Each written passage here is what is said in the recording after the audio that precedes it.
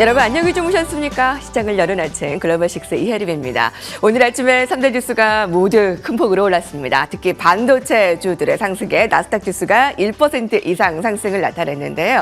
자, 방금 애플의 실적이 나왔습니다. 실적도 나쁘지 않았을 뿐더러 사상 최대 규모의 자사주 매입을 발표했습니다. 자, 지금 시간외에서 7%대까지 상승폭을 확대하고 있는데 이 부분 굉장히 주목되고요.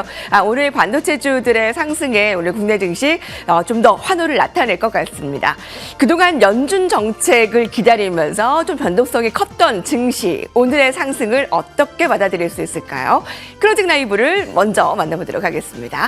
김태수 외신위원 만나보도록 하겠습니다. 위원님 안녕하십니까? 네, 안녕하세요. 상승폭을 더 확대하면서 거래를 마쳤는데 오늘 특징은 어떤 것들 확인할 수 있을까요? 네, 어제 이제 제롬 파월 의장이 금리 인상 가능성에 대해서 굉장히 무시하는 발언을 했습니다. 그러면서 이제 인플레이션에 따라 가지고 어떤 리스크를 그동안 이제 좀 시장에 압박하고 있던 리스크를 잠재우는 이런 역할을 했고, 그리고 오늘 이제 OECD에서 경제 전망을 발표를 했는데 또 이게 또 괜찮게 나왔습니다. 지금 경제 전망이 진짜 사실 조금 떨어지지 않냐 이렇게 예상을 했었는데 그래도 2024년, 2025년 해가지고 3%대 꾸준히 증가할 것이다 이렇게 나왔고, 그리고 인플레이션도 지금 2025년 말 정도 되면은 충분히 2%대에 다 진입할 것이다, 안정될 것이다 이렇게 얘기를 했고, 북미 시장이 2.6%의 강력한 성장을 보일 것이다 이렇게 전망하면서 전체적으로 주식시장에 안정감을 주는 모습을 보였습니다. 경제 지표들 여러 가지가 나왔는데 이제 공산품 신규 주문 같은 경우에는 1.6% 증가하는 모습을 보였습니다. 예상치에 부합하는 상황이었고, 다만 이제 모기지 금리 같은 경우에 7.22%가 나왔는데 지금 모기지 금리가 계속 올라가죠. 그러다 보니까 이제 주택 매매 가격 같은 경우에도 지금 4.8% 증가하면서 사상 최고치를 기록하는 모습을 보였습니다. 주택 시장은 여전히 인플레이션의 부담을 가중시키고 있는 그런 모습을 보이고 있고, 기업별로 보면은 이제 반도체 기업 엠코가 4%대 상승을 보였죠. 그리고 퀄컴도 이제 주가가 크게 상승을 했는데, 최근에 보면은 애플한테 이제 2026년까지 공급 계약을 체결을 했습니다. 사실 애플 같은 경우에 칩을 자체 생산하겠다 이렇게 얘기를 하면서 퀄컴이 상대적으로 좀 어려운 그런 시기가 되지 않나 이렇게 예상을 했었는데, 이번 계약을 통해 가지고 퀄컴이 굉장히 입지를 다지는 이런 모습을 보였고, 그러면서 이제 또 1분기 실적이 기대치를 넘어서다 보니까 주가가 크게 상승하는 모습을 보였습니다.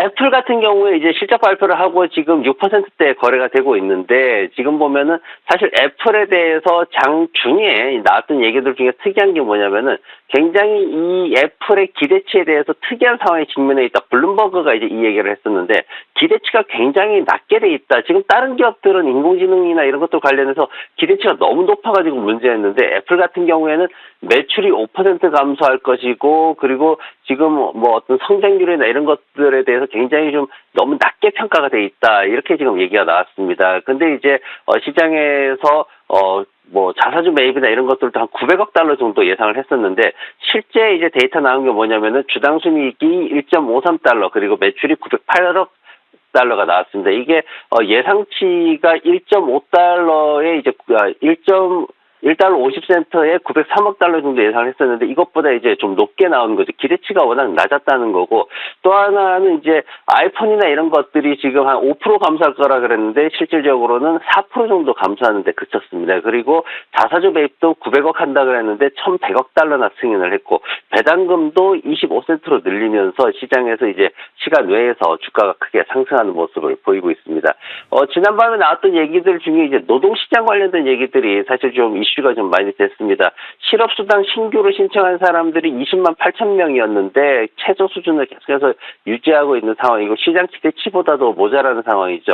아직 그 노동시장의 노동자들이 이직에 대한 자신감이 계속해서 없어지는 이런 상황들이라서, 즉 노동시장이 굉장히 좀 위축되고 있다 이렇게 볼 수가 있고, 그리고 해고 건수도 64,789건이 나왔습니다. 근데 이게 이제 28%나 감소한 수치이기는 한데, 그럼에도 불구하고 노동시장이 굉장히 빡빡하게 유지가 되고 있다. 왜 그러냐면 인건비 상승이라든가 고용 속도가 굉장히 느려지고 있다. 거기에다가 최근에 보면은 이제 테슬라가 한 14,000명 정도 또 해고를 했죠. 그러면서 일자리가 감축되고 이런 상황들이 당분간은 좀 지속될 수밖에 없다. 이렇게 평가가 됐습니다. 그래서 내일 이제 오늘 밤이죠. 비농장 급여가 발표가 되는데 좀 이 비농장 급여가 좀 감소될 것으로 그렇게 전망이 되고 있습니다. 그래서 요 비농장 급여에 대해 가지고 과연 연준이 원하는 방향으로 진행되면서 금리 인하 시기가 당겨질 건지 아니면은 경기 위축이 좀 더 빠르게 진행될 건지 이 부분에 대한 해석을 통해 가지고 시장이 어느 정도 방향성을 또 설정할 것 같습니다. 오늘의 주인공은 애플이 되겠습니다. 자사주 매입의 사상 최대 규모 900억 달러를 예상했는데 1,100억 달러라는 자사주 매입은 굉장히 폭탄적인 발언이었고요. 배당금 인상도 굉장히 고무적입니다. 자, 이렇게 되면 오늘 반도체 종목들 굉장히 주목되는 양상이고요. 업종별 종목별 흐름도 좀 더 자세하게 살펴볼까요? 네, 시장에서는 전반적으로 다들 상승하는 분위기였습니다. 정보기술과 통신서비스 업종의 기술주들이 나란히 상승을 보였고 이미 소비재 업종과 부동산 업종이 상승을 많이 주도하는 모습을 보였습니다. 이미 소비재 업종 내에서 산업들이 고르게 상승을 했는데 지난밤에 이제 포드가 4월 판매량이 굉장히 관심을 받는 하루였습니다. 포드 같은 경우에 4월 판매가 사실 좀 감소하는 모습이 있었어요. 근데 하이브리드나 이런 차량들에 대한 기대감이 굉장히 크게 증가를 했는데 4월 한 달 동안 17만 8,588대의 차량을 판매를 했습니다.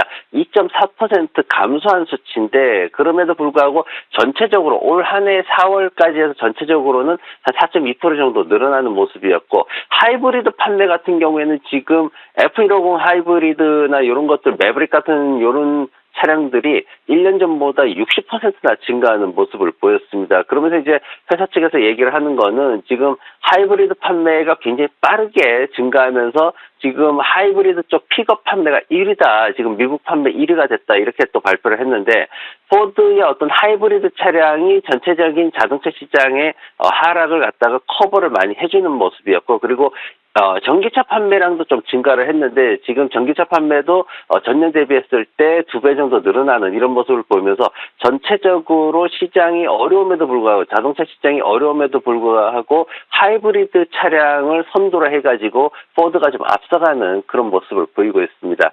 지난밤에 이제 특징적으로 나왔던 종목들을 보면은 아마존닷컴이 크라우드 스트라이크하고 이제 사이버 보안 계약을 체결했다라는 그런 소식이 있었습니다. 그동안 사실 뭐 몇 가지 좀 이슈들이 있긴 했는데 그런 문제들을 갖다가 이제 좀 해소하는 그런 하나의 계기가 되는 상황인데 뭐 직원 이메일이나 이런 것들을 해킹을 통해 가지고 이제 아마존 웹 서비스 쪽으로 이제 해킹이 들어온다거나 이런 부분들을 갖다가 크라우드 스트라이커의 이제 사이버 시스템을 통해 가지고 모두 차단하겠다 이렇게 지금 발표를 한 겁니다. 그래서 전략적인 파트너십으로 이렇게 표현을 했는데 아직 구체적으로 재정적인 관계가 어떻게 되는지는 나오지를 않고 있습니다. 다만 이제 아마존 같은 경우에는 얘기를 하는 게 앞으로 올해 말까지 해가지고 아마존 전체 이제 시스템에다가 이걸 도입을 하겠다라고 얘기를 한 거고 그리고 지금 모든 것들을 자신들이 하고 있는 모든 시스템들을 갖다가 우주 위성에서부터 배송 차량까지라고 표현을 했는데 모든 시스템을 보호하겠다 이렇게 또 주장을 하면서 시장에서 주가가 상승하는데 또